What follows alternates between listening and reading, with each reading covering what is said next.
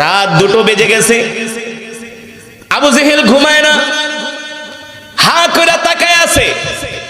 আবু জেহেলের স্ত্রীর নাম হলো উম্মে জামিল। নাম কি? মারাত্মক ধরনের একটা মহিলা নেত্রী। আমাদের দেশে কিছু মহিলা নেত্রী আছেন, মিছিলের আগে আগে থাকে আর স্লোগান দেয়। ঠিক আবু জেহেলের স্ত্রী ছিল এই টাইপের উম্মে জামিল। অনেক সাহসী একটা নারী, বুদ্ধিমতী নারী, চালাক নারী, রাজনীতি করত। আবু জেহেলদের সাথে রাস্তায় যায় আন্দোলন করত। রাত 2টা বাজে, আবু জেহেল ঘুমায় না, হা করে তাকায় আছে। উম্মে জামিল বলে, আবু জেহেল ঘুমান না কেন? রাত 2টা বাজে। আবু জেহেল মনে মনে বলে, রাত 2টা বেজে গেছে, তার মানে ভাতিজা মোহাম্মদ বাইতুল্লাহ আইসা এখন কোরআন তেলাওয়াত করতেছে। আর মোহাম্মদের কোরআন তেলাওয়াত না শুনলে তো আবু জেহেলের রাত্রে ঘুম হয় না। জোরে বলেন সুবহানাল্লাহ। কিন্তু তার স্ত্রী উম্মে জামিল কেউ বলতে পারতেছে না, উম্মে জামিল কেউ বলতে পারতেছে না। উম্মে জামিল বলে, আবু জেহেল ঘুমাও ঘুমাও। আবু জেহেল বলে, বেটি তোর সমস্যা কি, তুই ঘুমা। আবু জেহেল বলে, ডিস্টার্ব করবি না। উম্মে জামিল বলে, তুমি না ঘুমাইলে আমিও ঘুমাবো না। এবার আবু জেহেল ঘুমের ভান ধইরা চোখ 2টা বন্ধ কইরা আছে। কিসের ভান ধইরা? কথা বলেন। ঘুমের ভান ধরে চোখ 2টি বন্ধ করে আছে। 10 মিনিট চোখ বন্ধ কইরা থাকার পরে আবু জেহেল তাকায় দেখে তার স্ত্রী উম্মে জামিলেরও চোখ বন্ধ। উম্মে জামিলেরও। আবু জেহেল মনে করছে ওই মহিলা, শয়তান মহিলা ঘুমায় গেছে। আসলে ঘুমায় নাই। উম্মে জামিলের এবার তার মনের ভিতরে টেনশন হলো, প্রতিদিন রাত্রে আবু জেহেল রাত 2টা বাজে কোথায় যায়, এটা আজকে ধরবো। কারণ প্রতিদিন রাত 2টা বাজে ঘুমের থেকে ওইটা বাইরে চলে যায়। আজকে উম্মে জামিল বলে, আজকে চোর ধরবো। আবু জেহেল তুমি কোথায় যাও? আজকে তোমাকে বসতে দিব না, ঘুমের ভান ধরে চুপ করে থাকবো। যখন তুমি যাবা তখন তোমার পিছন থেকে জামার কালার ধরে টান দিব, যে চোরের মতো করে যাও। আবু জেহেল ঘুমের ভান ধরে আছে, উম্মে জামিলও ঘুমের ভান ধরে আছে। আবু জেহেল বুঝতে পারলো উম্মে জামিল মনে হয় ঘুমায় গেছে। এবার আবু জেহেল মোটা একটা কম্বল নিয়া, মুড়ি দিয়া, হাতের মধ্যে একটা কুপি নিয়া ঘর থেকে বের হয়ে গেলেন আল্লাহর নবীর জবানে কোরআন শোনার জন্য। আল্লাহু আকবার। জোরে বলেন আল্লাহু আকবার। এবার আবু জেহেল যখন ঘরের দরজার যখন নখ খুললেন, ঠাস করে একটা আওয়াজ হলো। আওয়াজের কারণে আবু জেহেলের স্ত্রীর উম্মে জামিলের ঘুম ভেঙে গেল। দেখে আবু জেহেল কম্বল মোড়া দিয়া হাতের মধ্যে কুপি নিয়ে ঘর থেকে বের হয়ে যাচ্ছে। পিছন থেকে উম্মে জামিল বলে, তাআল ইয়া আবা জাহেল, তাআল ইয়া আবা জাহেল উদখুল। ঘরে ঢোকো, এত রাতে তুমি ঘর থেকে বের হচ্ছ, কারণ কি? আবু জেহেল বলে, বেটি ঘুমা, আমার বাইরে কাজ আছে। উম্মে জামিল বলে, রাত 2টা বাজে তোমার কি কাজ? আমি নেতা মানুষ, বুঝোস না? আমি নেতা মানুষ, বুঝোস না? বলে, রাত 2টা বাজে নেতা গো আবার কি কাম থাকে? মদ খাওয়া, গাঁজা খাওয়া ছাড়া। ঠিক কিনা বলেন? উম্মে জামিল কয়, তোমার তো স্বভাব চরিত্র ভালো না, রাত 2টা বাজে আবার কোন ঘরে যায় ঢুকবা? আবু জেহেল কয়, সিসি, এইভাবে বলো না, ভালো কাজে যাচ্ছি। আসলে তো ভালো কাজ, কথা কয় না? কোরআন শোনা কি ভালো কাজ? বলে ভালো কাজে যাচ্ছি। উম্মে জামিল বলে, ভালো কাজ কোন কাজ বলো আমার কাছে, নাইলে ঘর থেকে বের হতে দিব না। কিন্তু আবু জেহেল যে আল্লাহর নবীর কোরআন তেলাওয়াত শোনার জন্য বাইতুল্লাহ যাচ্ছে, এই কথা যদি উম্মে জামিলকে বলে, তাহলে আবু জেহেলের পিঠের চামড়া থাকবে না। কারণ সেই তো দিনের বেলা আইন করছে কেউ যাতে মুহাম্মাদের কোরআন তেলাওয়াত শুনতে না যায়। এখন নিজেই রক্ষক হয়ে যদি ভক্ষকের কাতারে দাঁড়ায়, তাহলে তো আর মান সম্মান থাকে? টাইম শুধু বাড়তেছে, 2টা 2:30। আবু জেহেল কয়, একটু পরেই তো ভাতিজার তেলাওয়াত বন্ধ হয়ে যাবে, মানে তাহাজ্জুদের নামাজের সময়ও শেষ, তেলাওয়াতও শেষ। উফ, মহিলা খুব ডিস্টার্ব করতেছে, এ বেডি তুই ঘুমা। কয় না, কোথায় যাইবা সত্যি করে বলো। কয় বিশ্বাস কর ভালো কামে যাইতেছি। কয় না, তোমার চরিত্র কিন্তু অত ভালো না, তোমারে আমি চিনি। স্ত্রীর গোপন জিনিস কি বেশি জানে? কথা কানা। আর স্বামীর গোপন জিনিস কে বেশি জানে? স্বামী কোন চরিত্রের মানুষ এটা স্ত্রী ছাড়া আর কেউ জানে না, ঠিক কিনা বলেন? উম্মে জামিল কয় তোমার চরিত্র ভালো না, রাত 2টা বাজে কই যাইতেছে? আবু জেহেল কয় মিথ্যা অপবাদ দিস না, ভালো কাজে যাইতেছি। ভালো কাজে? কিন্তু আবু জেহেলকে উম্মে জামিল বলে না বলা পর্যন্ত ঘর থেকে বের হতে দিব না। আবু জেহেল কয় ধরা খায়া গেছি, চালাক মহিলার হাতে ধরা খায়া গেছি। এবার আবু জেহেল বলে শোনো, তোমাকে আমি সত্যি কথা বলি, তুমি কাউকে বলবা না। যদি বলো গো তাহলে কিন্তু তোমার স্বামীর নেতাগিরি আর মক্কায় টিকবে না।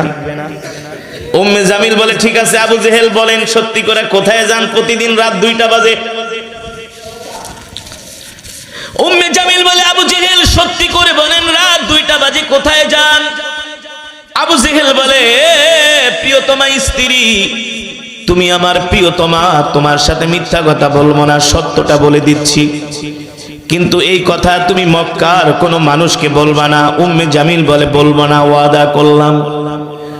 ও প্রিয়তমা স্ত্রী শোনো, যেই দিন থেকে ভাতিজা মোহাম্মদ বাইতুল্লাহে কোরআন পড়ে সেই দিন থেকে আমি প্রতিদিন তোমার থেকে না বলে গোপনে গোপনে লুকিয়ে লুকিয়ে আমি ভাতিজা মোহাম্মদের কোরআন তেলাওয়াত বাইতুল্লাহর পাশে দাঁড়ায়া দাঁড়ায়া শুনি। বাইতুল্লাহর পাশে মোহাম্মদের তেলাওয়াত না শুনলে আমি আবু জেহেল রাত্রিবেলা ঘুমাইতে পারি না। আল্লাহু আকবার। এই স্ত্রী আমার ভাতিজা মোহাম্মদের কণ্ঠটা এত সুন্দর, তার কোরআনের তেলাওয়াত এত সুন্দর। মোহাম্মদকে আমরা শুধু মিথ্যা মিথ্যা তাকে কবি বানাই, মিথ্যা মিথ্যা বলি সে কবি। আসলে মোহাম্মদ কবি না, আমার বাবাও কবি ছিলেন, দাদাও কবি ছিলেন, 14 গোষ্ঠীও কবি ছিলেন রে স্ত্রী। মোহাম্মদ যেটা তেলাওয়াত করে এটা কোনো মানুষের কাব্য হতে পারে না, মানুষের কোনো বানানো কবিতাও হতে পারে না। মোহাম্মদের কোরআন তেলাওয়াত শুই না আমার কাছে মনে হয় এটা হলো আল্লাহর জবানের কালাম। কিন্তু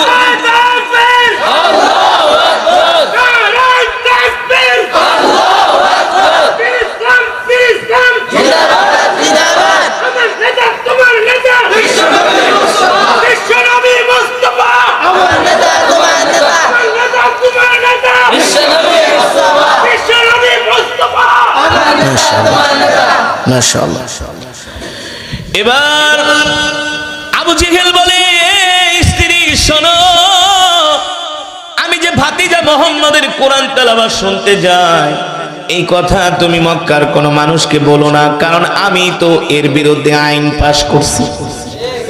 এখন যদি মক্কার মানুষ জানে আমি গোপনে গোপনে মোহাম্মদের কোরআন শুনতে যাই তাহলে তো মক্কার মানুষ আমাকে নেতা মানবে না, ফুলের মালার পরিবর্তে আমার গলায় জুতার মালা দিবে। উম্মে জামিল বলে স্বামী গো, তোমারও যেই রোগ আমারও একই রোগ, আমিও তো মোহাম্মদের কোরআন তেলাওয়াত না শুনলে ঘুমাইতে পারি না। আমি তো বাইতুল্লাহ যায় শুনি, তুমি কেমনে শোনো? আমি যায় মোহাম্মদের ঘরের পাশে দাঁড়ায় দাঁড়ায় শুনি। স্বামী গো, এত সুন্দর কোরআন তেলাওয়াত, মোহাম্মদের কণ্ঠ শুনলে আমি পাগল হয়ে যাই। আল্লাহু আকবার। ছোটবেলায় আমি নবাবপুরে এক মসজিদে তারাবি নামাজ পড়াইতাম, পুরান ঢাকায়। কোন জায়গায় নাম শুনছেন? গুলিস্তানের পাশে নবাবপুর রোড, যেখানে বাংলাদেশের সবচেয়ে মেশিনারি ব্যবসা। সেই নবাবপুরে আমি আরো 25 বছর আগে আমি কোরআন সেখানে খতমে তারাবি পড়াইতাম। তখন আমার বয়স চল মাত্র 8 থেকে 9। আমি সব সময় হাতে একটা ছোট কোরআনুল কারীম রাখতাম, কারণ ওই সময় তো আর আধুনিক মোবাইল ছিল, অ্যাপস ছিল না। কোরআন সব সময় একটা কোরআন কপি আমার হাতে থাকতো। আমি প্রতিদিন যখন ইফতারির আগে মসজিদে যাইতাম তারাবি নামাজের উদ্দেশ্যে ইফতারি করতে, প্রতিদিন একটা হিন্দু মহিলা রাস্তায় দাঁড়ায় থাকতো। পুরান ঢাকায় কিন্তু অনেক হিন্দু আছে, অনেক হিন্দু। একটা মহিলা আমার ডাক দিয়েছে, হাফিজ সাহেব এদিকে আহেন, আপনি গিয়ে মসজিদে তারাবি পড়ান নিকে গাহা। শোনেন, আপনি যে তারাবি নামাজে কোরআন শরীফ পড়েন, আমার বাসা কিন্তু মসজিদের লগে, আমি প্রতিদিন আপনার ঘর থেকে তেলাওয়াত শুনি। সুবহানাল্লাহ। বিশ্বাস করেন, প্রতিদিন আপনার কোরআন তেলাওয়াত শুনি। একজন হিন্দু মহিলা, বয়স হবে প্রায় 50-এর উপরে, বয়োবৃদ্ধ একজন মহিলা। এই কথা শুনে আমার চোখ দিয়ে অশ্রু চলে আসলো। আমি মনে মনে দোয়া করলাম, আল্লাহ যেহেতু সে কোরআনকে মহব্বত করে, কোরআন ভালো লাগে, আল্লাহ আপনি তাকে হেদায়েত দিয়ে দেন। আর জোরে বলেন সুবহানাল্লাহ। মক্কার কাফেরেরাও জানতো আমার নবী যেই কোরআন পড়ে, এই কোরআন হলো সত্য কোরআন। ঠিক কিনা বলেন? এই কোরআন হলো আল্লাহর জবানের কালাম। কিন্তু মক্কার কাফেরেরা জানার পরেও তারা কোরআন মানতো না। এর কারণ হলো তারা বাপ দাদার ধর্মের মধ্যে চুনকালি দিতে চাইতো না। ঠিক কিনা বলেন? এই কারণে তারা জানতো আল্লাহর নবী সত্য নবী, আল্লাহর কোরআন সত্য কোরআন। বাংলাদেশের অনেক মুসলমান হইয়াও তারা আলেমদের বিরোধিতা করে কি করে না? তারাও জানে আলেমরা হকের পথে আছে, দ্বীনের পথে আছে, কোরআনের পথে আছে। কিন্তু আলেমদেরকে বেশি ভালোবাসলে তাদের ক্ষমতা থাকবে না, এই কারণে তারা আলেমদের বিরোধিতা করে। মক্কার কাফেররাও এই কারণে আল্লাহর নবীর বিরোধিতা করতেন। এবার উম্মে জামিল বলে, আবু জেহেল, তুমি যেমন মুহাম্মাদের কোরআন তেলাওয়াত না শুনলে ঘুমাইতে পারো না, আমারও একই অবস্থা। আবু জেহেল কইতে, তুই কি করতে চাস? তার স্ত্রীকে বলে, এই বেটি অন্তর লেগে আমি কি করুম ক? স্বামী গো, যেহেতু যাইবেন সাথে আমারও নিয়ে যান। সুবহানাল্লাহ। এবার ঘটি বাটি দুইজনে মিলে আবু জেহেল কয়, ঠিক আছে, মহিলা মানুষ তো এমনি একটু লেজি টাইপের, এমনি তো অলস টাইপের, তোরে নিয়ে আবার কোন বিপদে পড়ুম? একটা কাজ কর, আমি যাই, আবার তুইও যদি আমার সাথে যাস, মক্কার মানুষ যদি কেউ দেখা ফেলায় রে, তাইলে কিন্তু বুঝিস তুইও গেছস, আমিও গেছি। তবে আমার কাছে একটা বুদ্ধি আছে, এই কম্বল দিয়া তুমি তোমার শরীর ঢাকো, চোখ ঢাকো, বোরকা পরবি না। আল্লাহ তোরে কেমনে পরায়? আল্লাহর কোরআনের বিরুদ্ধে কথা বলস, দেখ আল্লাহ তাআলা কেমন কইরা তোদেরকে আল্লাহ তাআলা কৌশলের মধ্যে ফালায় দেয়। ঠিক কিনা বলেন? কয় বেটি কম্বল একটা দিয়া চোখ ঢাক, মুখ ঢাক, যাতে কেউ না দেখে। কয় ঠিক আছে স্বামী, বোরকা পরতাছি। আর একটা দিয়া শরীর ঢাক। এবার ঘটি বাটি দুইজন মিলে আল্লাহর নবীর জবানে কোরআন শোনার জন্য যাচ্ছে। আর জোরে কোন সুবহানাল্লাহ। এবার আবু জেহেল যায় মনের সুখে বাইতুল্লাহর পাশে কান লাগায়া তার স্ত্রী দুইজনে কোরআন শুনতেছে। এইদিকে উতবা কয়, আজকে তো বড় নেতা আইন করছে, সে কোরআন তেলাওয়াত শুনতে যাইবো না, তাহলে আমি এই ফাঁকে যাই। সাইবা কয়, উতবা আমার সেকেন্ড ইন কমান্ড, সে যেহেতু যাবে না, আমি একা যাই, কেউ জানে না, গোপনে গোপনে যায় শুনে আসবো। আল্লাহু আকবার। এই কথা মনে কইরা সব আতি নেতা পাতি নেতা সব নেতা নবীর কোরআন শোনার জন্য। সুবহানাল্লাহ। আর জোরে বলুন সুবহানাল্লাহ। ও যুবক, এই পৃথিবীর জমিনে আমার নবীর মতো এত সুন্দর আল্লাহ তাআলা কাউকে বানায় নাই। আমার নবীর মতো এত সুন্দর কণ্ঠ আল্লাহ তাআলা কাউকে দেয় নাই। আমার নবীর চেহারা দেখলে মক্কার কাফেরেরা তার জন্য পাগল হয়ে যেত। মক্কার কাফেরেরা দূর থেকে আমার নবীকে গালি দিত, আর সামনে আসলে কপালে চুমা দিত। এমন সুন্দর চেহারা ছিল আমার নবীর। আল্লাহু আকবার। আবু জেহেল, আবু লাহাব সবগুলোর চেহারার মধ্যে বাটপারি ছাপ পড়ে গেছে, কিন্তু আমার নবী ছিলেন নিষ্পাপ। আমার নবী ছিলেন বেগুনা মাসুম। ঠিক কিনা বলেন? আমার নবীকে আল্লাহ তাআলা যে সৌন্দর্য দান করছে, পৃথিবীর কোন মানুষকে, কোন পয়গম্বরকে এত সুন্দর করে বানায় না। আমার নবীকে আল্লাহ তাআলা এমন কণ্ঠ দান করছে। আমার নবী হলেন রাহমাতুল লিল আলামিন। ঠিক কিনা বলেন? আমার সাথে সবাই পড়েন, ওয়ামা আরসালনাকা ইল্লা রাহমাতাল লিল আলামিন। আল্লাহু আকবার।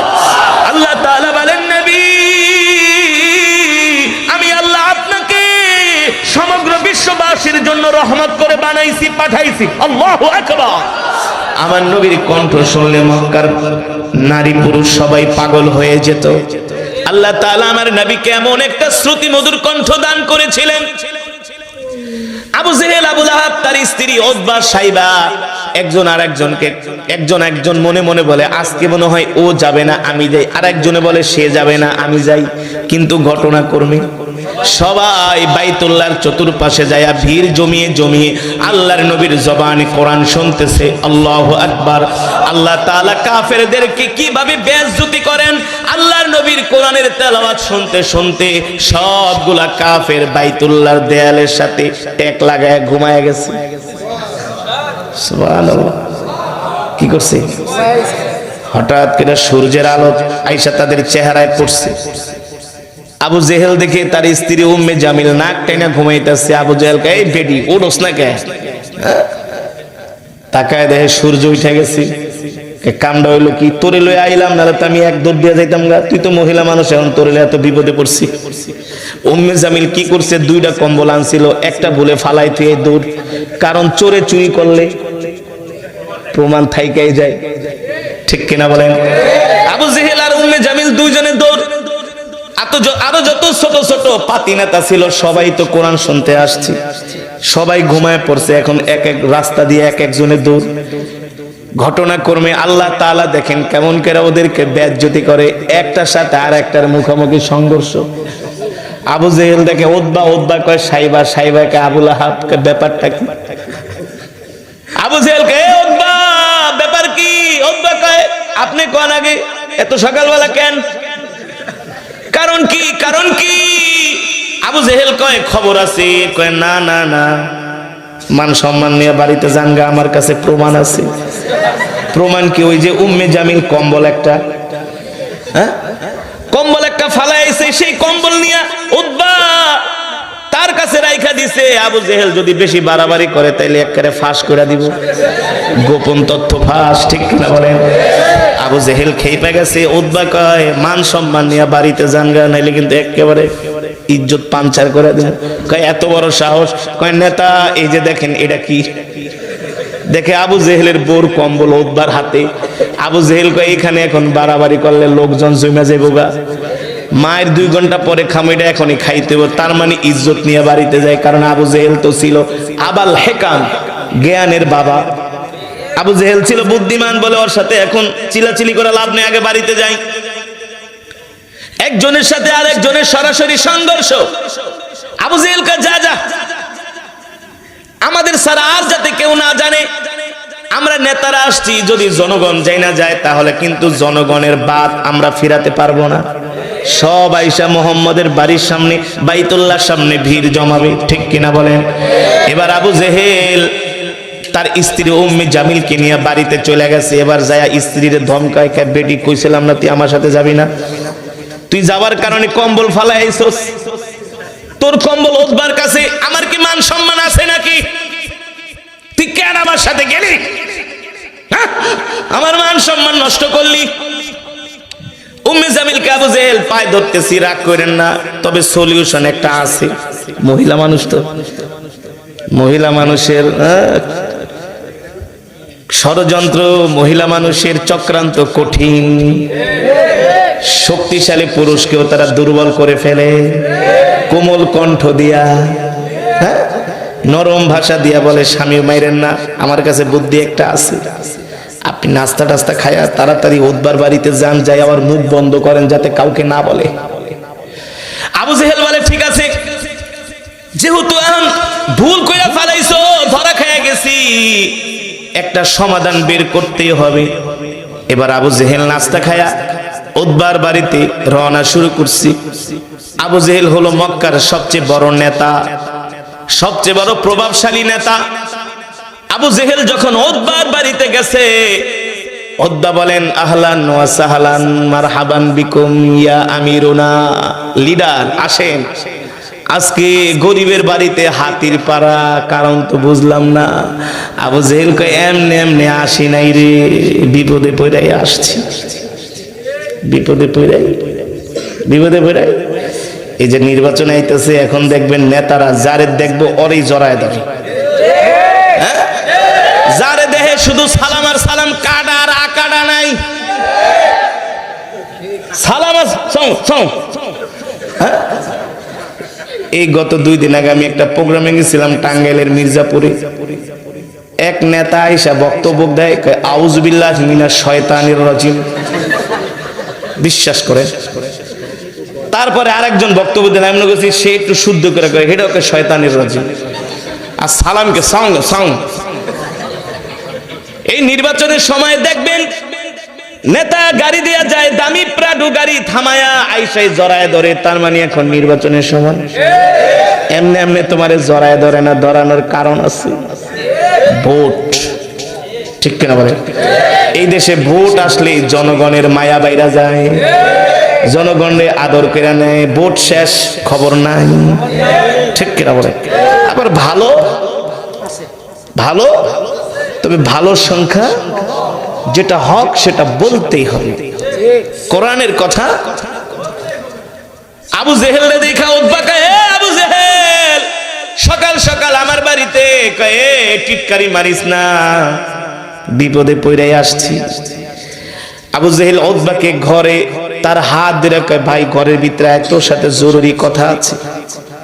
উতবাকে সামনে বসায়া আবু জেহেল বলে, উতবা সত্যি করে বলো, তুমিও তো রাত্রবেলা গোপনে গোপনে মুহাম্মদের কোরআন শুনতে যাও। উতবা বলে, আমি একা যাই না, আপনিও যান? হ, আমিও তো যাই। কিন্তু উতবা রে, আমাদের জন্ম হলো কবির ঘরে, আমাদের বাবা কবি, দাদা কবি, 14 গোষ্ঠী কবি। উতবা বলে, হ্যাঁ আবু জেহেল, আমারও বাবা কবি, দাদা কবি, 14 গোষ্ঠী কবি, আমরা কবির ঘরে জন্ম। আবু জেহেল বলে, শোন, আমরা মুহাম্মদের বিরুদ্ধে এত ষড়যন্ত্র করি, চক্রান্ত করি, কোনোভাবে আমরা মুহাম্মদকে দমাইতে পারি না। তবে উতবা সত্যি কইরা বল, মুহাম্মদ যেই কোরআন তেলাওয়াত করে, আমি আবু জেহেল বলতেছি, এই কোরআন কোনো মানুষের বানানো কোরআন না, এই কোরআন কোনো কবির কাব্য না, কারণ কোরআনের তেলাওয়াতের সাথে কবিতার সাথে কোনো মিল পাই না। উতবা কয়, নেতা আমারও তো একই কথা। আল্লাহু আকবার, জোরে বলেন আল্লাহু আকবার। আমারও তো একই কথা, মুহাম্মদ যে কোরআন তেলাওয়াত করে, আমরা বলি এটা সে বানায় বানায় কবিতা বলে। না না না, কোন কবির কাব্য এত সুন্দর হতে পারে না, এটা হলো একমাত্র আল্লাহর কোরআন। আল্লাহু আকবার, জোরে বলেন আল্লাহু আকবার। এবার আবু জেহেল বলে, শোন, আর কিছুদিন পরেই তো আমাদের দেশে বাণিজ্য মেলা হবে। বাণিজ্য মেলা বোঝেন তো? বুঝেন? দেখবেন বাংলাদেশে একটা বাণিজ্য মেলা হয়, সেই মেলায় সারা বিশ্ব থেকে কথা কয় না লোক আসে ব্যবসা করার জন্য। আবু জেহেল বলে, তুই আমি যাই কোরআন তেলাওয়াত শুনতে, এটা আমার কাছে বড় টেনশনের ব্যাপার না, বড় টেনশনের ব্যাপার হলো আগামী বছর বাণিজ্য মেলা আর কয়েক মাস পরে। এই তেলাওয়াত যদি আশেপাশের রাষ্ট্রের জনগণ শুনে ফেলায়, তাহলে তো সব আইসা মুহাম্মাদের হাতে হাত রেখে কালেমা পড়ে মুসলমান হয়ে যাবে, ঠিক না? মুহাম্মাদের যে চেহারা, সুবহানাল্লাহ, মুহাম্মাদের যে চেহারা, যে কণ্ঠ, যে কোরআন তেলাওয়াত, যে ব্যবহার, যে কোনো মানুষ দেখলেই তো পাগল হয়ে যাবে।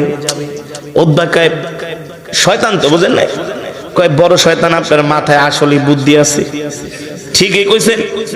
এই কোরআন তেলাওয়াত এখন মক্কার মধ্যে সীমাবদ্ধ আছে, কিন্তু বাণিজ্য মেলায় তো সারা বিশ্ব থেকে মানুষ আসবে। তারা যদি কোনো ক্রমে মুহাম্মদকে দেখা ফেলায়, তার কোরআন তেলাওয়াত শুনে ফেলায়, তাহলেই তো মুহাম্মদের হাতে হাত রেখা কালেমা পড়ে মুসলমান হয়ে যাবে। তাহলে ইসলাম ধর্ম আর মক্কার মধ্যে সীমাবদ্ধ থাকবে না, ইসলাম ধর্ম কোরআনের দাওয়াত আশেপাশের দেশেও ছড়িয়ে যাবে। বড় টেনশনের কারণ কি? কারণ না বলেন? উতবা কয়, শোনেন, আমার কাছে বুদ্ধি আছে। আজকে সন্ধ্যায় আমরা বাইতুল্লাহ কাবা শরীফে বসি, কাবার চত্বরে। মক্কার সব লিডারদেরকে দাওয়াত দেন, যুবকদেরকে দাওয়াত দেন, আমরা একটা আইন পাশ করব। আমাদের দেশে যখন বাণিজ্য মেলায় লোক আসবে, আমরা যুবকদের হাতে বড় বড় লাঠি দিয়া রাস্তার মোড়ে মোড়ে দাঁড় করায় দিব, আর বলবো, শোনো, তোমরা এই ঘরের আশেপাশ দিয়েও যাবা না, এই ঘরের মধ্যে একটা পাগল আছে, এই পাগলকে দেখলে তোমরাও পাগল হয়ে যাবা। বলেন নাউজুবিল্লাহ। এই পাগলের চেহারাও দেখা যাবে না। নাউজুবিল্লাহ।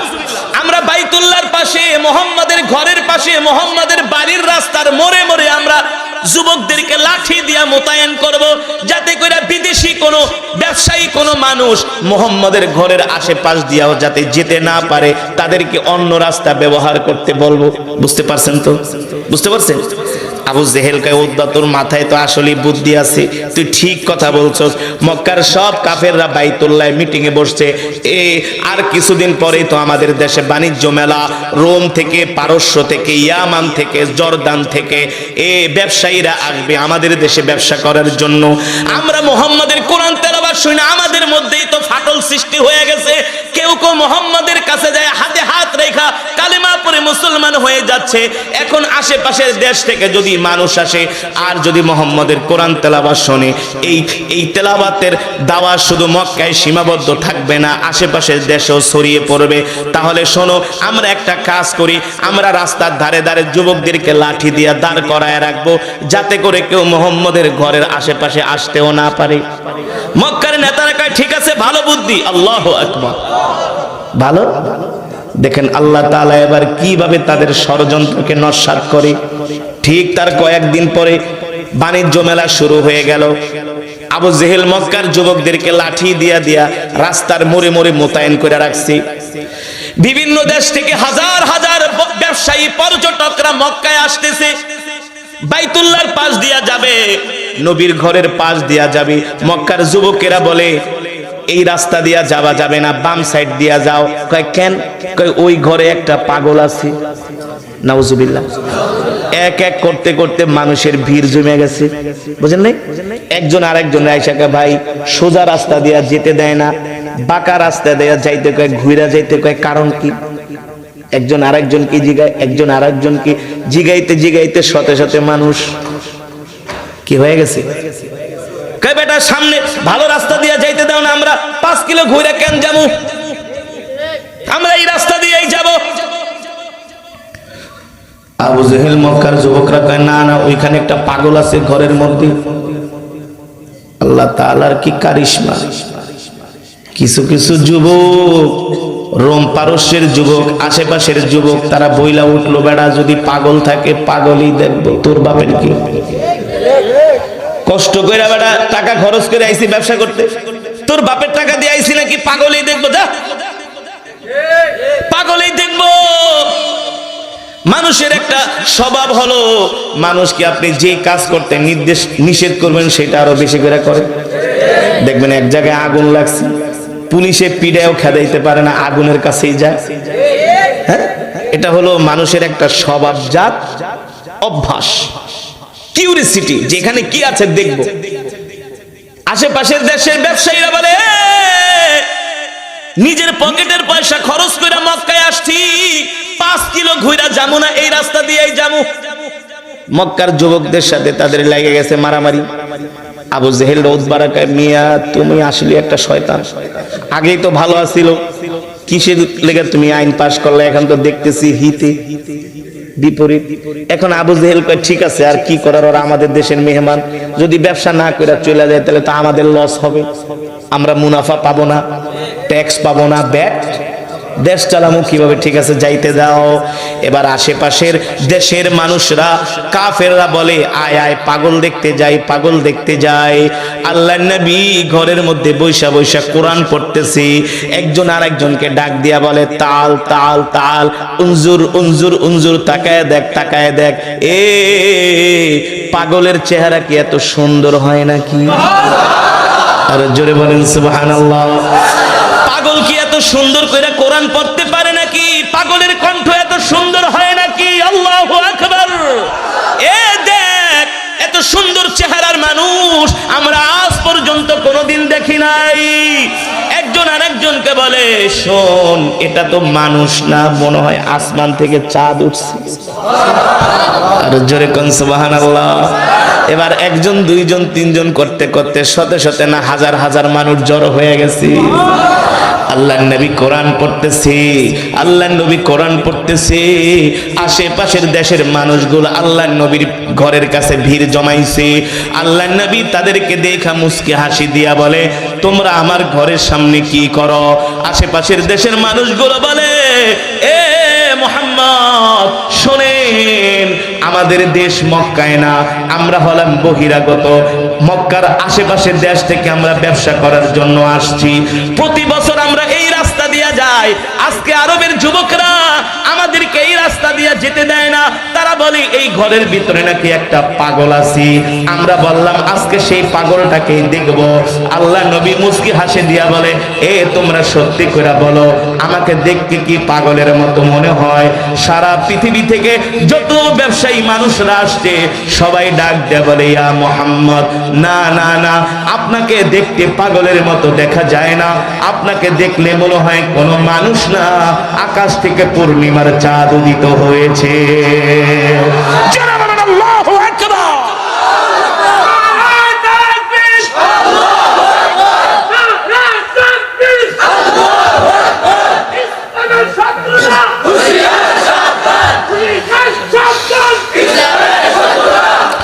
আল্লাহ নবী কোরআনুল কারীমের তেলাওয়াত করতেছে। এবার মানুষ কয়, মুহাম্মদ আরেকটু পড়ো। সুবহানাল্লাহ।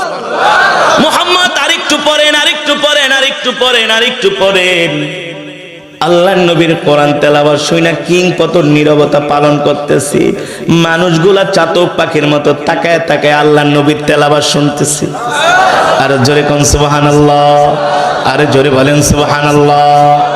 যখন তেলাওয়াত শেষ হয়ে গেল, আল্লাহর নবী বলে, শোনো, আমি তোমাদেরকে একটা দাওয়াত দিতে চাই। আশেপাশের দেশের মানুষরা বলে, মুহাম্মদ আপনি আমাদেরকে কি দাওয়াত দিবেন? দাওয়াত দেন। বলে, শোনো, আমি হলাম আল্লাহ তাআলার প্রেরিত রাসূল, আমি হলাম নবী। আমি যেটা তেলাওয়াত করতেছি এটা হলো আল্লাহর জবানের কালাম। আল্লাহ তাআলা আমাকে নবী বানায় দুনিয়াতে পাঠাইছে। আমি চাই তোমরা আমার হাতে হাত রেখে কালেমা পড়ে মুসলমান হয়ে যাবে। আল্লাহু আকবার। আল্লাহ তাআলা তাদের উপর এমন খুশি হয়ে গেলেন, এমন হেদায়েত দিলেন, ওই মজমার মধ্যে শত শত যুবক আল্লাহর নবীর হাতে হাত রেখে সাথে সাথে কালেমা পড়ে মুসলমান হয়ে বাতিল দূর হয়ে যাবে। এই জমিনে হক প্রতিষ্ঠিত হবে ইনশাআল্লাহ, ইনশাআল্লাহ।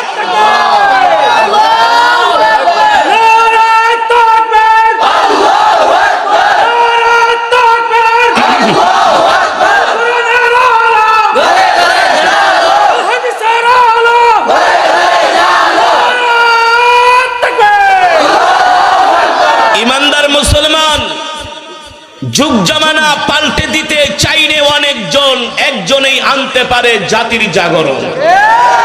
ঠিক কিনা বলেন? আল্লাহর জমিনে দ্বীন প্রতিষ্ঠার জন্য হাজার মানুষের দরকার নাই, ঈমানওয়ালা একজনই যথেষ্ট। যেই কোরআনের তেলাওয়াত করেছে, এই কোরআন কার? যারা বলেন কোরআন কার? এই কোরআনের তেলাওয়াত শুনে আবু জেহেলও ঘুমাইতে পারে না। আরামের ঘুম হারাম করে রাত 2টো বাজে। কয়টা বাজে? কয়টা বাজে? রাত 2টো বাজে। এখন না, সেই 1450 বছর আগের কথা বলছি, সেই 1450 বছর আগের কথা বলছি। যুবক, এই কোরআনের তেলাওয়াত শোনার জন্য আবু জেহেল রাত 2টা বাজে আরামের ঘুম হারাম করে আল্লাহর নবীর জবানে কোরআন শোনার জন্য কাবার চত্বরে এসেছিলেন। ঠিক কিনা বলেন? আমি যে আয়াত তেলাওয়াত করেছি, ওয়াকুল জাআল হাক্কু, এই আয়াত পড়ার একটা কারণ আছে। ঠিক কিনা বলেন? এই ঘুরে ধরা সমাজকে কোরআনের সমাজে রূপান্তরিত করতে হবে। আশ্চর্য, যেই কোরআনের তেলাওয়াত শুনে আবু জেহেল রাত্রবেলা ঘুমাইতে পারে নাই, যেই কোরআনের তেলাওয়াত না শুনে মুসলমানের বাচ্চারা কিভাবে কোরআনের তেলাওয়াত শুনে ঘরের মধ্যে বসে থাকে, আমাদের বুঝে আসে না। ঠিক কিনা বলেন? এই কোরআন তো আল্লাহর জবানের কালাম। সুবহানাল্লাহ বলেন। এই কোরআনের তেলাওয়াত শুনলে ঈমান বেড়ে যায়। কি বেড়ে যায় মুসলমান? ওয়াইদা তুলিয়াত আলাইহিম আয়াতুহু যাদাতুহুম ঈমানা। এই কোরআনের তেলাওয়াত শুনলে ঈমান বেড়ে যায়, ঈমানওয়ালা হয়ে যায়, জিন্দেগি পরিবর্তন হয়ে যায়। খাত্তাবের ছেলে ওমর গিয়েছিলেন নবীজির কল্লা কাটার জন্য। ঠিক কেন বলেন? নাউজুবিল্লাহ বলেন। খাত্তাবের ছেলে ওমর গিয়েছিলেন নবীজির কল্লা কাটার জন্য। আবু জেহেল এসে ফুসলায়, ওমর তুমি হলা আরবের সবচেয়ে সাহসী যুবক, তোমাকে একটা দায়িত্ব পালন করতেই হবে, নইলে আমরা বেকায়দায় পড়ে যাচ্ছি। ওমর বলে, কি বেকায়দা? আবু জেহেল বলে ওই ভাতিজা মোহাম্মদ আমাদের চোখের সামনে বড় হয়েছে, আজকে সে নিজেকে নবী দাবি করে। তুমি বলো ওমর, চোখের সামনে ভাতিজা বড় হইল, এখন নিজেকে নবী দাবি করে। আমি আরবের এত বড় নেতা আবু জেহেল, আমি কি কখনো মোহাম্মদকে নবী মানতে পারি? আবু জেহেল অহংকার করেছিল, ঠিক কিনা বলেন? আবু জেহেল বুঝতে পেরেছিল যে ওমরকে দিয়ে এই কাজটা করানো যাবে, কিন্তু আল্লাহ তাআলা ওমরকে দ্বীনের জন্য পছন্দ করেছেন, কবুল করেছেন, ঠিক কিনা বলেন? আপনাদেরকেও আল্লাহ তাআলা আজকের কোরআনের মাহফিলের জন্য কবুল করেছেন। নইলে এই এলাকায় আরো অনেক মুসলমান আছে কি আছে না? আছে কি আছে না? আরে তুমি যেই দলের হও, যেই মার্কার হও, যেই নেতার পিছনে ঘুরো, যেই পীরের মুরিদ হও, তোমাকে বুঝতে হবে এই কোরআন কোন নেতার কোরআন নয়, এই কোরআন কোন পীরের কোরআন নয়, এই কোরআন হলো কালেমাওয়ালা মুসলমানের কোরআন, ঠিক কিনা বলেন? আল্লাহর কোরআনের সাথে তো কোনো দুশমনি থাকতে পারে না। তবে আমি যে আয়াত তেলাওয়াত করেছি, কোন আয়াত? কয় না, ওয়াকুল জাআল হক ওয়া যাহাকাল বাতিল, ইনশাআল্লাহ এই জমিন থেকে বাতিল দূর হয়ে যাবে। যেই জমিনে উলামায়ে দেওবন্দের সন্তানদের পাড়া পড়ে, ওই জমিন থেকে শিরক বিদআত দূর হয়ে যায়।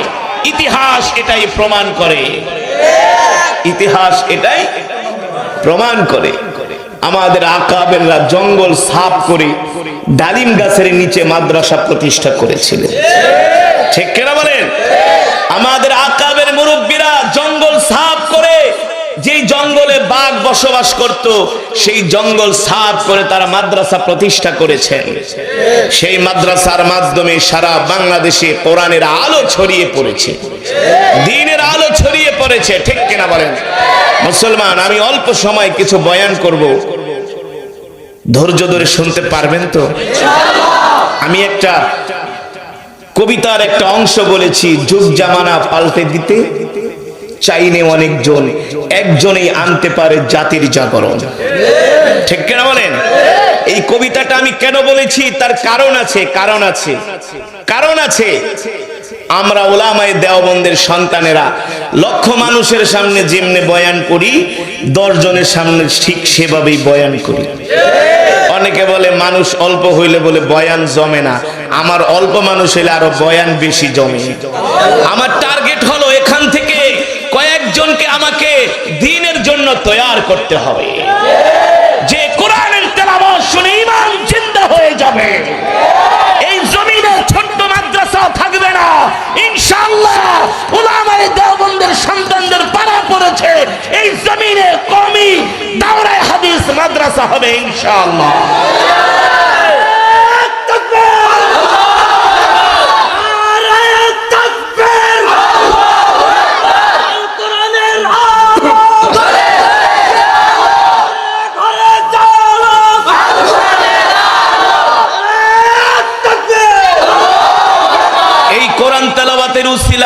এই জমিন চমকে যাবে ইনশাআল্লাহ।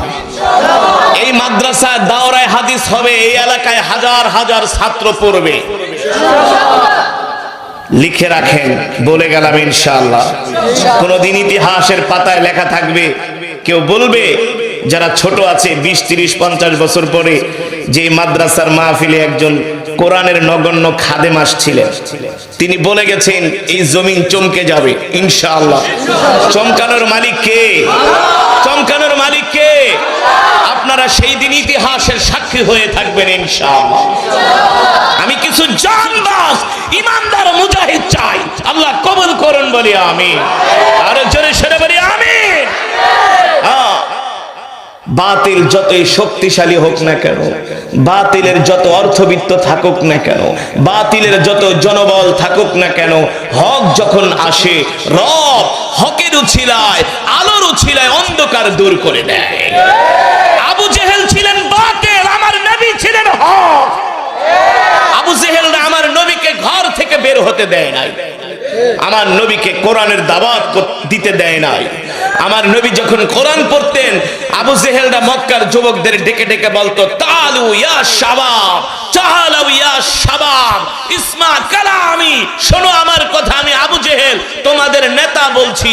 মুহাম্মদ যখন কোরআন পড়বে, মুহাম্মদ কোরআন তেলাওয়াতের সময়, মুহাম্মাদের কোরআন তেলাওয়াতের সময় তোমরা জোরে জোরে কথা বলবা, তোমরা এমন আওয়াজ করবা যাতে মুহাম্মাদের কোরআন তেলাওয়াতের আওয়াজ কোন মানুষের কানে না পৌঁছায়। যদি কোন মানুষের কানে পৌঁছায় তাহলে মক্কার কাফেররা কালেমা পড়ে মুসলমান হয়ে যাবে, আমার আবু জেহেলের নেতাগিরি থাকবে না। কিন্তু আবু জেহেল কোরআনের দাওয়াতকে বন্ধ করতে পেরেছে, জোরে বলেন। আল্লাহ রাব্বুল আলামিন কোরআনুল কারীমের মধ্যে সেই কথাই বলেন, وقال الذين كفروا لا تسمعوا لهذا القرآن والغوا فيه لعلكم تغلبون। আল্লাহ রাব্বুল আলামিন বলেন, নবী, মক্কার কাফেররা ষড়যন্ত্র করেছিল, চক্রান্ত করেছিল, আপনি যখন কোরআন তেলাওয়াত করবেন, মক্কার কাফেররা কোরআন তেলাওয়াত পছন্দ করত না, তারা আওয়াজ করত, চিল্লাচিল্লি করত, হট্টগোল করত, মানুষের কানে কোরআনের দাওয়াত, কোরআনের আওয়াজ পৌঁছে দিতে চাইতো না। তারা কোরআনের আয়াতের বিরুদ্ধে, তেলাওয়াতের বিরুদ্ধে, আওয়াজের বিরুদ্ধে তারা বাধা সৃষ্টি করত। নবী আপনি শুনে রাখেন, তারা যতই বাধা সৃষ্টি করুক না কেন, ষড়যন্ত্র করুক না কেন, এই কোরআন দুনিয়ার কোন মানব রচিত কোরআন নয়, এই কোরআন হলো আল্লাহর জবানের কালাম। আল্লাহর নবী যখন কোরআন পড়তেন, মক্কার কাফেরেরা আল্লাহর নবীর ঘরের পাশে কাউকে আসতে দিত না।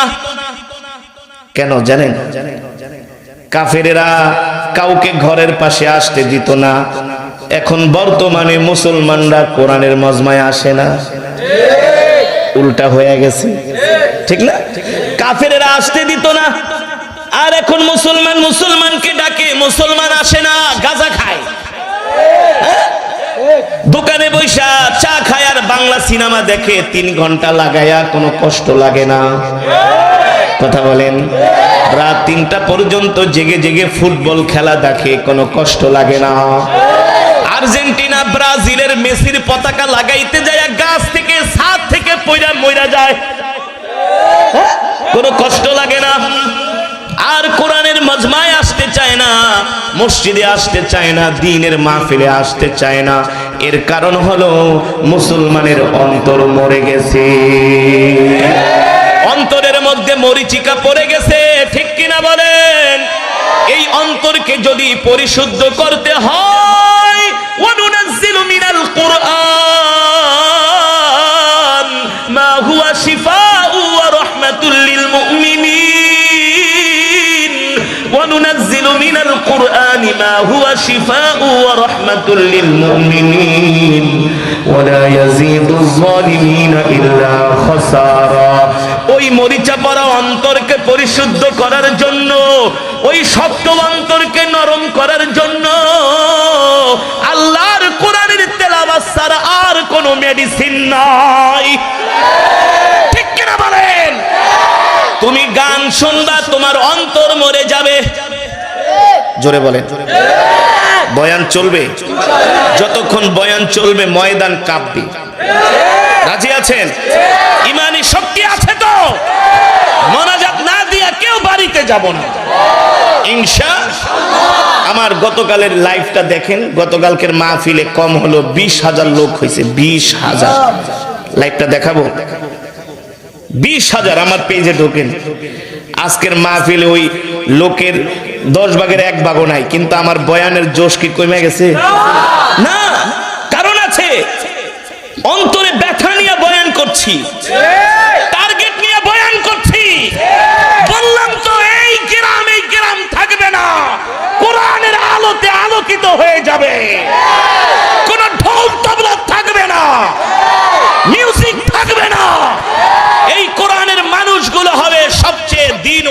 ইমানওয়ালা। ইনশাআল্লাহ এলাকার প্রতিটা ঘর থেকে হক্কানি আলেম জন্ম নিবে। মনে রাখবেন, যারা মানুষকে বিভ্রান্ত করে ঢোল তবলা মিউজিক দিয়া, কিছুদিন পরে ওদের অস্তিত্ব থাকবে না, থাকতে পারে না। কেন পারে না? যা করছো তো করছো, সামনে আগামীতে বিশ্ব হবে মুসলমানের বিশ্ব। ইমাম মাহদী আসতেছে ইনশাআল্লাহ, ইমাম মাহদী আসতেছে। পৃথিবীর প্রতিটা ইঞ্চি ইঞ্চি মাটিতে কোরআনের পতাকা উড়বে, কালেমার পতাকা উড়বে, কালেমার পতাকা ইনশাআল্লাহ। আজ থেকে 100 বছর আগে 1723 সনে খেলাফত বিলুপ্ত হয়েছিল। বর্তমানে এটা কত সন? 2000। হ্যাঁ, তার মানে ওসমানীয় খেলাফতের 100 বছর পতন শেষ হয়ে গেছে। 100 বছর পর পর পৃথিবীতে পরিবর্তন হয়। পৃথিবী কি হয়? এই 100 বছর মুসলমান মার খাইছে। 100 বছর মুসলমান আর মুসলমান মার খাবে না। এখন মুসলমান ঘুরে দাঁড়াবে। পৃথিবীর শুরুতেও ছিল মোল্লারা, শেষেও থাকবে মোল্লারা। তোমরা কয়দিন আসছো, খাইবা দাইবা ফুর্তি করবা, শেষ হয়ে যাইবা। ইনশাআল্লাহ কোরআনের রাজ সারা পৃথিবীতে কায়েম হবে। নাস্তিক মুরতাদরা পৃথিবীতে টিকতে পারে নাই, পারবেও না। তোমাদের ষড়যন্ত্রের বিরুদ্ধে আল্লাহ পাল্টা ষড়যন্ত্র করে, আল্লাহ পাল্টা কৌশল গ্রহণ করে তোমাদের ষড়যন্ত্রকে নস্যাৎ করে দিবে ইনশাআল্লাহ। আবার এক ঘাটে বাঘ আর বকরি পানি খাবে। বিশ্বাস করেন না? বলতে পারেন হুজুর এগুলো রূপ কথা, কাল্পনিক। হ্যাঁ, মক্কার কাফেররাও আল্লাহর নবীর ভবিষ্যৎবাণীকে কাল্পনিক বলেছিল। আল্লাহর নবী বাইতুল্লাহ নামাজ পড়বে, কাফেরদের কাছে চাবি চাইলেন, এই বাইতুল্লাহর চাবিটা দাও, আমি বাইতুল্লাহ নামাজ পড়বো। কাফেররা বলে, দে মুহাম্মদ, তোমাকে বাইতুল্লাহ চাবি দিব না, তুমি গরিব মানুষ। নাউজুবিল্লাহ বলেন। নবীজি কষ্ট পেয়েছে কি পেয়েছে না? পাশে আবু বকর, পাশে ওমর, ওসমান, আলীর মতো সাহাবীরা। আল্লাহর নবী আপনাকে বাইতুল্লাহর চাবি দিল না, আপনাকে অপমান করলো, আমি ওমর সইতে পারি না, সবগুলোর কল্লা ফালায় দেবো। আল্লাহর নবী বলল, ওমর ইসবির, ধৈর্য ধরো, ধৈর্য ধরো। আবু বকরের, সাইয়েদনা আবু বকরের চোখে পানি, যে আবু বকর নিজের জীবনের চাইতে আল্লাহর নবীকে ভালোবাসতেন, সে আবু বকরের চোখে পানি। ওগো আল্লাহর নবী, সব ছেড়ে আপনার কাছে আসলাম, আপনাকে কাফেরেরা অপমান করতেছে, আমি আবু বকর সইতে পারি না। আল্লাহর নবী বলে, ওমর শুনে রাখো, সেই দিন আর বেশি দূরে নয়, যারা আমাদেরকে আজকে বাইতুল্লাহর চাবি দেয় না, কিছুদিন পরে ওরা আমাদের ভয়ে ঘরের মধ্যে দরজা লাগায় থাকবে, আমাদের ভয়ে বের হতে পারবে না। ঠিক কিনা বলেন? ওমর কষ্ট পেও না, তুমি হবে সেনা প্রধান, সবগুলা হারামিরে ধইরা ধইরা তুমি শাস্তি দিবা। আবু বকর, যারা আজকে আমাদের সাথে বেয়াদবি করছে, তুমি হবে চিফ অফ জাস্টিস, প্রধান বিচারপতি, সবগুলার বিরুদ্ধে তুমি রায় দিবা। সাহাবায়ে কেরাম বললেন, আল্লাহর নবী বুঝলাম না। বলে, বুঝো না, আর বেশি দিন দূরে নয়, এই মক্কার শাসন ক্ষমতা আমাদের হাতে চলে আসবে। সাহাবীরা আল্লাহর নবীর জবানে এই কথা শুই না, তারা আর টিকতে পারে নাই, ইমানের জোশ বাইরে গেছে। কারণ চন্দ্রের আলো মিথ্যা হতে পারে, সূর্যের আলো মিথ্যা হতে পারে, আমার নবীর জবানের কথা কোনোদিন মিথ্যা হতে পারে না। ঠিক কেন বলেন? সাহাবীরা ঠিকই বুঝতে পেরেছিলেন মক্কার ক্ষমতা আমাদের হাতে আসছে। টু দা টুমরো ইনশাআল্লাহ। সাহাবীরা যায় আবু জেহেলকে বলে, এই আবু জেহেল্লা, এই আবু লাহাব, উতবা, সাইবা, আবু লাহাব, ওলীদ ইবনে মুগিরা, তোরা আমাদেরকে বাইতুল্লাহর চাবি দেস নাই, আর বেশি দিন দূরে নয়, কিছুদিন পরে পুরা বাইতুল্লাহর ক্ষমতা আমাদের হাতে চলে আসবে। আমি আবু বকর হব বাইতুল্লাহর প্রধান বিচারপতি, সেই দিন বিচার করব তোদের সবগুলাকে। হযরত ওমর বলে, সবগুলারে ঘরের থেকে ঘাড় ধরে ধরে টাইনা বের করুন, সবগুলারে শায়েস্তা করুন। কাফেরেরা কয়, ভাত খাইতে ভাত পাও না, সিরা কাথায় ঘুমায় লাখ টাকা স্বপ্নে দেখো, যাও মিয়া, ঘর নাই দুয়ার লাগায় ঘুমাও, রাস্তায় বাইরে যেতে পারো না আমগো মাইরের ডরে, আর তুমগো হাতে মক্কার ক্ষমতা আসবে না। আল্লাহু আকবার, জোরে বলেন আল্লাহু আকবার। আল্লাহ তাআলা আমার নবীর হাতে মক্কার ক্ষমতা তুলে দিয়েছিলেন কি দিয়েছিলেন না? জোরে বলুন, জোরে বলুন। 10,000 সৈন্য নিয়ে আমার নবী মক্কা বিজয় করেছিলেন। জোরে বলেন সুবহানাল্লাহ। মুসলমান যুবক, আল্লাহ রাব্বুল আলামিন কোরআনুল কারীমের মধ্যে ওয়াদা করেছেন, নবী আমি আল্লাহ কোরআনুল কারীমের মধ্যে ওয়াদা করলাম, ওয়াদাল্লাহুল্লাযীনা আমানু মিনকুম ওয়া আমিলুস সলিহাতি লা ইস্তাখলিফান্নাহুম ফিল আরদ কামা ইস্তাখলাফাল্লাযীনা মিন ক্বাবলিহিম। আমি আল্লাহ ওয়াদা করলাম। নবী দুনিয়ার মানুষদেরকে বলে দেন, আমার বান্দাদেরকে বলে দেন, যদি আমার বান্দারা মুমিন হয়, নেককার হয়, তারা যদি নেক আমল করে, তারা যদি আল্লাহর গোলামি করে, আল্লাহর ইবাদত করে, আমি আল্লাহ ওয়াদা দিলাম, আমি আল্লাহ সারা পৃথিবীর ক্ষমতা মুসলমানদের হাতে তুলে দিব। আল্লাহ ওয়াদা করেছেন মুমিনদের হাতে আল্লাহ তাআলা পৃথিবীর ক্ষমতা তুলে দিবে। আল্লাহু আকবার। পৃথিবীর জমিনে বর্তমানে একটাই রাষ্ট্র আছে, যেই রাষ্ট্রের ম্যাক্সিমাম মানুষ হলো মুমিন। কোন রাষ্ট্র? আল্লাহু আকবার। কোন রাষ্ট্র? আফগানিস্তান। আর তেলাওয়াত আমরা শুনি, তালেবানদেরকে ডাক দিয়া তাদের সাথে অনেক কথা বললাম। বলে ভাই, আমরা 20-30 বছর যুদ্ধ করার কারণে আল্লাহ আজকে আমাদেরকে পৃথিবীর রাষ্ট্র ক্ষমতা আমাদের হাতে তুলে দিয়েছে। বলে আফগানিস্তানে কোরআনের আইন প্রতিষ্ঠা হওয়ার কারণে রাস্তার দোকানগুলা, মার্কেটের দোকানের শাটারগুলো খোলা থাকে। মানুষ তো দূরের কথা, কোন শয়তানও যাওয়ার সাহস পায় না। জোরে বলেন আল্লাহু আকবার। আফগানিস্তানের রাস্তায় যদি রাত 2টা বাজে কোনো মহিলা একা একা বের হয়, কোন যুবক ছেলেতে দূরের কথা, কোন শয়তানও তার সামনে যায় দাঁড়ানোর সাহস পাবে না। কিসের কারণে? আরো জোরে বলুন। সারা পৃথিবীর অর্থনীতিতে ধস নামছে, আর আফগানের মুদ্রাগুলোর দাম বাড়তেছে। বাড়ায় বলছি, বানায় বলছি, মিথ্যা বলছি? এমনকি আমেরিকার ডলারকে তারা এখন টেক্কা দিতেছে। এবছর আফগানিস্তানে যেমন ফসল হয়েছে, পৃথিবীর ইতিহাসে এত ফসল কোনদিন আফগানিস্তানে হয় নাই। আফগানিস্তানের জমিন থেকে এত ফসল বের হচ্ছে, আফগানের মানুষ বলে কোনদিন এত ফসল বের হয় নাই, কোনদিন গাছে এত ডালিম ধরে নাই, কোনদিন গাছে এত আম ধরে নাই, কোনদিন গাছে এত আঙ্গুর ধরে নাই। আল্লাহু আকবার। কোনদিন গাছে এত জাফরান ধরে নাই। কিভাবে ধরবে? আল্লাহ তাআলা বলছে, তোরা যদি আমার গোলাম হয়ে যাস, তোরা যদি মুমিন হয়ে যাস, আমি আল্লাহ ওয়াদা দিলাম, মাটি ভেদ করে নিচ থেকে আমি আল্লাহ তোদের জন্য শুধু বরকত বের করে দিব। আল্লাহু আকবার।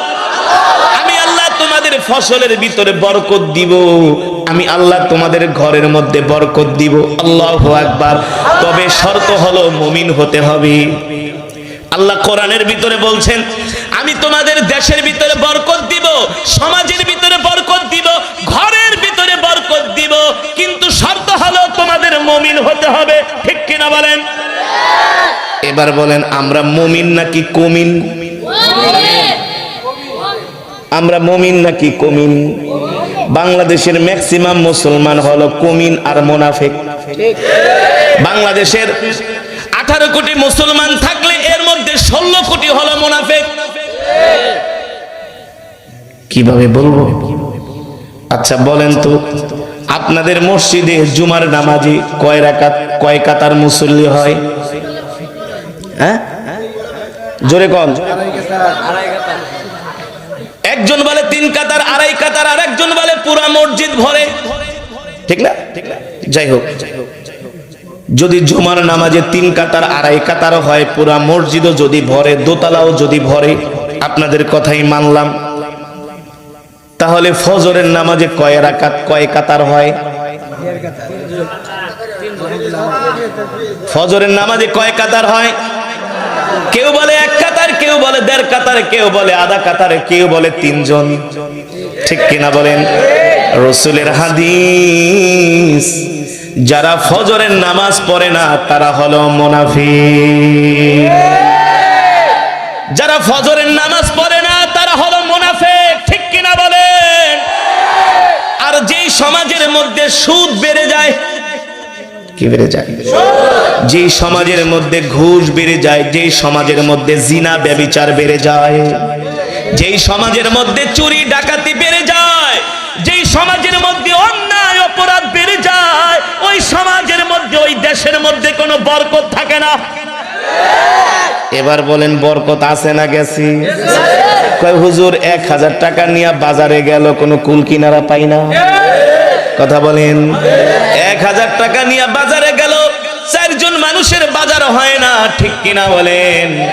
বরকত নষ্ট হয়ে গেছে। কারণ কি? কারণ কি? আমরা আল্লাহর হুকুম ছেড়ে দিয়েছি।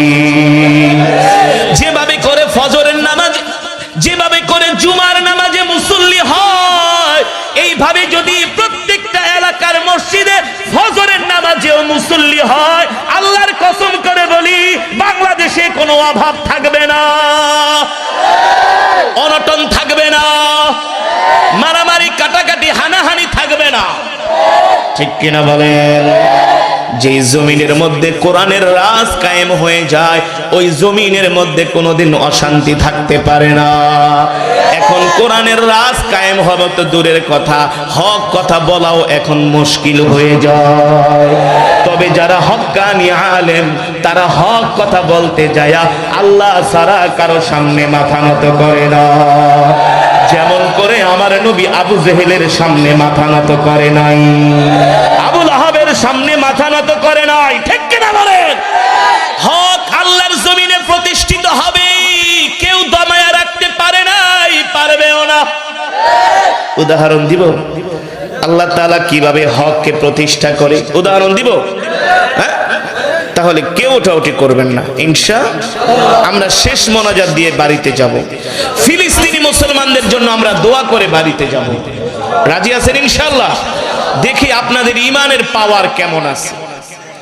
আশেপাশের যারা এখনো চায়ের দোকানে আর কম্বলের ভিতরে বৈশা বাংলা সিনেমা ফেসবুক চালাইতাছে, ওরা যাতে বুঝতে পারে এখানে কিছু মুমিন আছে, মুমিন, এখানে কিছু মুমিন আছে, এখানে কিছু কোরআনের পাগল আছে, আল্লাহর গোলামেরা আছে, ঠিক কিনা বলেন? কোরআনের মাজমা জান্নাতের বাগান। এটা কিসের বাগান? যতক্ষণ বসবেন আল্লাহ তাআলার অগণিত রহমতের ফেরেশতারা আমাদের জন্য মাগফিরাতের দোয়া করতে থাকে। মুসলমান, এবার বলি দেখেন কিভাবে আল্লাহ তাআলা তার জমিনে দ্বীনকে প্রতিষ্ঠা করে, হককে প্রতিষ্ঠা করে। কাফের, মুশরিক, বেঈমানরা, মুনাফিকরা যতই ষড়যন্ত্র করুক না কেন, তারা কখনো আল্লাহর দ্বীনকে মিটাই দিতে পারবে না, আল্লাহর কোরআনকে তারা মিটাই দিতে পারে নাই, পারবে না। সুবহানাল্লাহ বলেন। আল্লাহর নবী যখন কোরআন পড়তেন, মক্কার যুবকেরা আল্লাহর নবীর কোরআনের তেলাওয়াত শোনার জন্য পাগল হয়ে যেত। সুবহানাল্লাহ। আবু জেহেল মিটিং এ বসলো, মুহাম্মাদের কোরআন তেলাওয়াত যাতে কেউ শুনতে না পারে একটা ব্যবস্থা করো। কি ব্যবস্থা করা যায়?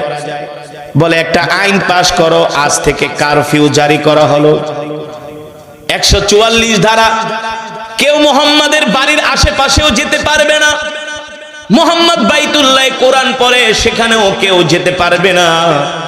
যদি যায় তাহলে তার 10 বছরের জেল। কয় বছরের?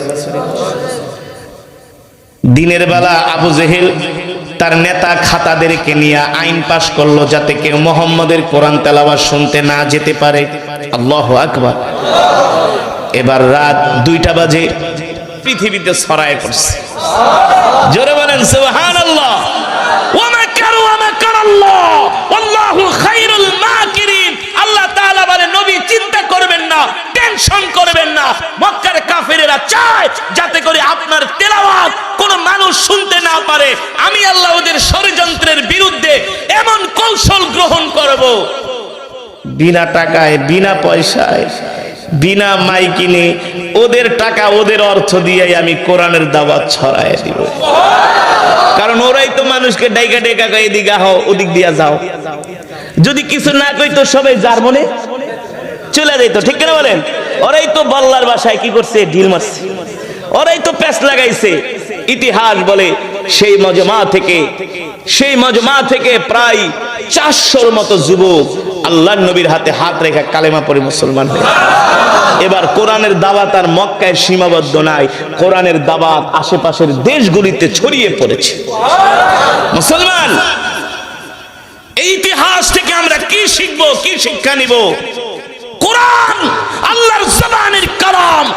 এই কোরআন হলো আল্লাহর নবীর উপরে আল্লাহ নাজিল করেছেন। এই কোরআন হলো মুসলমানদের জন্য একটা গাইড বুক, ঠিক কিনা বলেন? একটা গাইডলাইন, একটা রোড ম্যাপ চলার জন্য। ইহদিনাস সিরাতাল, এই কোরআন হলো আমাদের জন্য একটা সঠিক পথ, ঠিক কিনা বলেন? মুত্তাকিনদের জন্য সঠিক পথ। আজকে সারা পৃথিবীতে মুসলমান মার খাচ্ছে, সারা পৃথিবীতে মুসলমান নির্যাতিত, নিপীড়িত। আজকে মুসলমান ইসলাম থেকে, দিন থেকে দূরে সরে যাচ্ছে। আমরা ভাবতেছি মনে হয় আমরা মুসলমানরা দুর্বল হয়ে গেছি, আমরা শেষ হয়ে যাব। না না, মুসলমান শেষ হবে না। ইন্নাদ দীনা ইনদাল্লাহিল ইসলাম, আল্লাহ তাআলার কাছে মনোনীত ধর্ম হলো ইসলাম। আল্লাহ তাআলার কাছে একমাত্র ইসলাম হলো আল্লাহ তাআলার কাছে এই পৃথিবীর জমিনে মানুষ তাদের জীবনকে পরিচালিত করবে একমাত্র ইসলামের মাধ্যমে, দ্বীনের মাধ্যমে। আর এই দ্বীন কেউ পরাজিত করতে পারবে না। পারবে? পারবে না। আল ইয়াউমা আকমালতু লাকুম দীনাকুম ওয়া আতমামতু আলাইকুম নি'মাতি ওয়া রাদিতু লাকুমুল ইসলাম দীনা। ইসলাম হলো একমাত্র কমপ্লিট জীবন ব্যবস্থার নাম। এই কারণে মুসলমান, আমরা যতদিন পর্যন্ত এই কোরআনকে আঁকড়ে ধরবো, এই কোরআন রাসূলের সুন্নাহ, তারাকতু ফীকুম আমরাইন লান তাদিল্লু মা তামাসসাকতুম বিহিমা কিতাবাল্লাহি ওয়া সুন্নাত রাসূলি। যতদিন পর্যন্ত আমরা কোরআনকে আঁকড়ে ধরবো, যতদিন পর্যন্ত আমরা রাসূলের সুন্নাহকে আঁকড়ে ধরবো, পৃথিবীর জমিনে আমাদেরকে কেউ পরাজিত করতে পারবে না। কিন্তু দুঃখের বিষয় হলো আজকে মুসলমানের ঘরে কোরআনের তেলাওয়াত নাই, মুসলমানের ঘরে কোরআনের তেলাওয়াত হয় না, মুসলমানের ঘরে হিন্দি গান বাজে, হিন্দি গান। আজকে এক একটা চায়ের দোকান মিনি সিনেমা হলে পরিণত হয়ে গেছে, ঠিক কিনা বলেন? এর থেকে আমাদের বের হয়ে আসতে হবে। জুমার নামাজে যেমন মুসল্লি হয়, ফজরের নামাজেও মসজিদে এমন মুসল্লি হতে হবে। শুধু হুজুরদের মজমায় এসে কোরআন শুনলে চলবে না, নিজেকেও কোরআন পড়তে হবে, সন্তানদেরকে আলেম বানাতে হবে। আজকে যে মাদ্রাসার উদ্যোগে মাহফিল, ইনশাআল্লাহ আমি কমিটিকে বলবো আপনারা সীসা ডালা প্রাচীরের মতো ঐক্যবদ্ধ হন। এই মাদ্রাসার মাধ্যমে আল্লাহ তাআলা এই জমিনকে আলোকিত করে দিবে ইনশাআল্লাহ। তবে এত সোজা না, এত সোজা না, অনেক পথ পাড়ি দিতে হবে। যিনি মাদ্রাসার সেক্রেটারি, অনেক সাহসী একজন মানুষ, একজন, তাকে কি বলবো, তরুণ বলবো না যুবক বলবো, সে মাঝামাঝি, তরুণও না যুবকও না, শরীরে শক্তি আছে, বয়সও কম, আলহামদুলিল্লাহ দ্বীনের প্রতি তার ভালোবাসা আছে। আমি বলবো আপনি আপনার কমিটিকে নিয়ে আগায় যান, এলাকাবাসীকে নিয়ে আগায় যান। ইনশাআল্লাহ হকের পথে কিছু মানুষ বাধা দিবে, কিন্তু তারা বাধা দিয়া কিছুই করতে পারবে না, পারে নাই, পারবেও না। ইনশাআল্লাহ সবাই আস্তে আস্তে করে হকের পথে চলে আসবে, ঠিক কিনা বলেন? আল্লাহ তাআলা সকলের অন্তরে কোরআনের নূর পয়দা করে দিন বলে আমি। যেভাবে করে আমরা কোরআনের মাহফিলে আসছি, এভাবে করে আমরা আমাদের সন্তানদেরকে মাদ্রাসায় ভর্তি করায় কোরআন শেখাবো। রাজি আছেন ইনশাআল্লাহ? 5 ওয়াক্ত নামাজ আমরা জামাতের সাথে আদায় করব। রাজি আছেন? আজ থেকে কে কে 5 ওয়াক্ত নামাজ জামাতের সাথে আদায় করবেন? হাত উঠে আল্লাহ তাআলাকে দেখায় দেন। লিল্লাহি তাকবীর। হাত সোজা করেন, সোজা করেন, মুমিনের মতো সোজা করেন, বলেন আল্লাহ। আরো জোরে বলুন আল্লাহ। আমাদের গুনাহগুলো মাফ করে দেন আল্লাহ, আমাদের জীবনটাকে ইসলামের জন্য কবুল করে নেন। 5 ওয়াক্ত নামাজ জামাতের সাথে আদায় করার তৌফিক দেন, বলি আমিন। হাত নামান। আজকে যে মাদ্রাসার উদ্যোগে মাহফিল, আপনারা এই মাহফিলে এসে খুশি নাকি বেজার? আরে রাত 12:30 বাজে, শীতের ভিতরে খুশি না হইলে কেউ থাকতেন না। আপনারা যারা ছিলেন এতক্ষণ পর্যন্ত, আপনারা ঈমানওয়ালা, কোরআন প্রেমিক, আল্লাহ কবুল করুন। আমরা এখনই দোয়া করব, কেউ টাউটি করবেন না, বসেন, আমরা একসাথে মোনাজাত দিয়ে বাড়িতে যাব। দোয়া হলো মুমিনের সবচেয়ে বড় অস্ত্র, দোয়া হলো মুমিনের সবচেয়ে বড় হাতিয়ার, ঠিক কিনা বলেন? এতক্ষণ যে বয়ান করেছি, এখন আরেকটা বয়ানের পাঠ, মাত্র 30 সেকেন্ড সময়। বলবো বলবো বলবো হ্যাঁ, ফিলিস্তিনে যুদ্ধ হচ্ছে, ঠিক কিনা বলেন? ইসরায়েলিরা ফিলিস্তিনি মুসলমানদেরকে মারতেছে, আমাদের উপরেও কিন্তু জিহাদ ফরজ হয়ে গেছে। আমরা জিহাদ করতে যেতে পারছি না, অস্ত্র দিতে পারছি না, সৈন্য দিতে পারছি না। এটা আমাদের দুর্বলতা, এটা আমাদের ইমানের কমজোরি। কিন্তু হামাস মুজাহিদরা সারা পৃথিবীর মুসলমানদেরকে আহ্বান করতেছে, ও আমার মুসলমান ভাইরা, তোমরা আমাদেরকে অস্ত্র দিতে পারো না, সৈন্য দিতে পারো না, তোমরা আমাদের জন্য দোয়া করো। কি করো? আর একটা বিষয়, আমেরিকা ইসরায়েলি পণ্য বয়কট করো। কোন আমেরিকা ইসরায়েলি পণ্য কিনা, মুসলমানের জন্য কোন আমেরিকা ইসরায়েলি পণ্য ব্যবহার করা হারাম, কেনাও হারাম। ঠিক কিনা বলেন? আমরা আমেরিকান কোন ইসরায়েলি পণ্য আমরা কিনবো না ইনশাআল্লাহ। আমেরিকা ইসরায়েলের পণ্যের মধ্যে Coca Cola, Pepsi, seven up, Fanta, Mirinda, Lifebuoy সাবান, লাক্স সাবান, ক্লোজআপ, টুথপেস্ট, পেপসোডেন্ট, কোলগেট, ডাব সাবান, ডাব শ্যাম্পু, সানসিল্ক, বাটা জুতা, যেটা বাঙালিরা জুতা কিনলেই বাটার কপালে জুতা মারি, কেউ বাটা জুতা কিনবো না। ঠিক কিনা বলেন? কেউ বাটা জুতা কিনবো না। কিনা ফালাইলে পারলে ফালায় দেন, পারলে আর একটা কিনেন। এটাও ইমানের একটা স্তর, ওদের প্রতি ঘৃণা প্রদর্শন। ঠিক কিনা বলেন? হ্যাঁ, কিন্তু নতুন করে আর কিনবেন না। কারো ঘরে কোনো ইউনিলিভারের মাল থাকবে না, ফেয়ার এন্ড লাভলি ক্রিম ব্যবহার করা যাবে না। পন্স সাবান, পন্স ক্রিম আছে না, এগুলো ব্যবহার করবেন না। প্রাণ আরএফএল জিনিস ব্যবহার করবেন না। বলতে পারেন হুজুর কেএফসি আমরা গরিব মানুষ, কেএফসি করতে গেলাম, এটি তো খাইলো হারাম টাকা দিয়া। গুলশান বনানীতে যারা থাকে ম্যাক্সিমাম কেএফসি এগুলো খাবেন না, এগুলো খাওয়া হারাম। আর অনেক আইটেম আছে, আপনারা গুগলে সার্চ দিয়ে দেখে নেবেন, ফেসবুকে পাবেন। এতটুকুন করতে পারবেন ইনশাআল্লাহ? এতটুকুন করতে পারলে আমরা জিহাদের সমান, জিহাদের একটু সওয়াব পাবো। সমান তো প্রশ্নই আসে না, মানে একটু সহযোগী হব ইনশাআল্লাহ। এতে করে আল্লাহ তাআলা এই উসিলা আমাদেরকে মাফ করে দিতে পারে। এখন বলতে পারেন হুজুর, এই পণ্য বর্জন করলে ফিলিস্তিনি মুসলমানদের কি উপকার হবে? শুধু ফিলিস্তিন না, সারা পৃথিবীর মুসলমানদেরকে আমেরিকা ইসরায়েল জ্বালাইতেছে। বছরের পর বছর, দশকের পর দশক তারা সন্ত্রাসী করতেছে। এক দেশে তারা হামলা করে, মামলা করে, মুসলমানদের দেশ দখল করে। ঠিক কিনা বলে? তাদের পণ্যগুলো বর্জন করার কারণে এই 2 মাসে আমেরিকা ইসরায়েলের বিলিয়ন ডলার তাদের লস হয়েছে। যে ডলার দিয়া এই বাংলাদেশের মতো একটা দেশ তারা 30 বছর চালাইতে পারত। বুঝছেন? এবার তাদের অর্থনীতি দোষে পড়তেছে, দোষে। তাহলে আমরা ইনশাআল্লাহ পারবো না? শুধু এই এখন না, জীবনে যতদিন বাঁচবো, আমেরিকা ইসরায়েল আমাদের জানের শত্রু, প্রাণের শত্রু। ওদের কোনো পণ্য আমরা ব্যবহার করব না ইনশাআল্লাহ। আল্লাহ তাআলা আমাদের তৌফিক দান করুন। আজকের মাহফিলে এসে খুশি নাকি বেজার? আরো আস্তে কোন, খুশি নাকি বেজার? বলি আলহামদুলিল্লাহ। আল্লাহ তাআলা এই মাদ্রাসাকে কবুল করুন, কমিটি বৃন্দকে কবুল করুন, অত্র এলাকার মুসলমানদেরকে কবুল করুন, যুব সমাজকে কবুল করুন। এলাকার প্রতিটা ঘরের মধ্যে কোরআনের নূর আল্লাহ তাআলা পয়দা করে দিন, বলি আমিন। প্রতিটা ঘরকে আল্লাহ তাআলা জান্নাতের বাগান বানায় দিন। আমরা এখনই দোয়া করব, দুরূদ শরীফ পড়ে। আল্লাহুম্মা সাল্লি আলা মুহাম্মদ ওয়া আলা আলি মুহাম্মদ কামা সাল্লাইতা আলা ইব্রাহিম وعلى آل إبراهيم إنك حميد مجيد اللهم بارك على محمد وعلى آل محمد كما باركت على إبراهيم وعلى آل إبراهيم إنك حميد مجيد سبحان الله وبحمده سبحان الله العظيم سبحانك اللهم وبحمدك أشهد أن لا إله إلا أنت أستغفرك وأتوب إليك শুনেন, মোনাজাতের আগে আমরা এখনই দোয়া করব। সময় ভূমিকা ছাড়া আমি কিছু আলোচনা করব। আল্লাহ তাআলা আমাদের সকলকে শোনার এবং আমল করার